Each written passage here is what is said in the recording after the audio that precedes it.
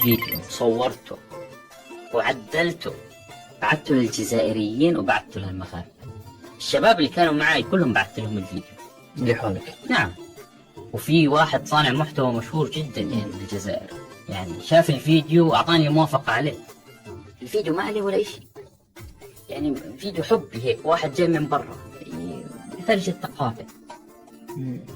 بس هذا الفيديو أول ما نزل 3 ساعات، مع إنه أجى عليه دعم كثير، وصل 700,000، وصل 70,000 لايك ب7 ساعات 3 3 ساعات. ساعات عفوا.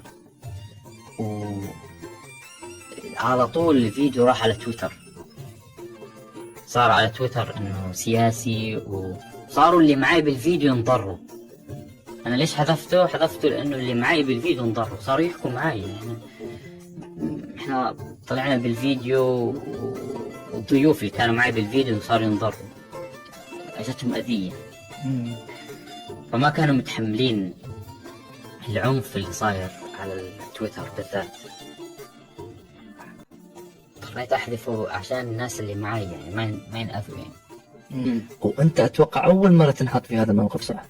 يعني تقريبا بهالمستوى هذا اول مرة مش عارف كيف اتصرف معاه. ايش صار باليوم هذا نفسه انت؟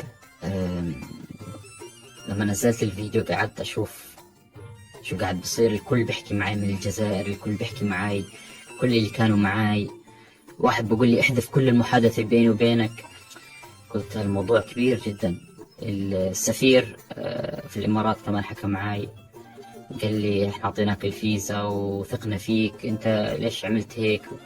قلت انا ايش عملت؟ طيب انت قولوا لي ايش عملت. قال لا هذا الفيديو موجه كأنه سياسي غير.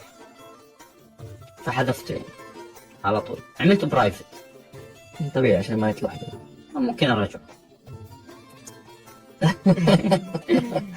ممكن ارجعه واحذف يعني اللقطات اللي فيه الحساسة.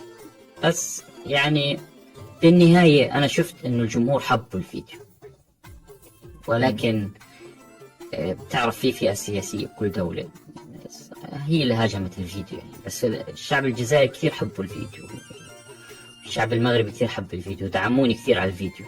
هو عادي شخص واحد هو اللي سوى الشرارة هذا.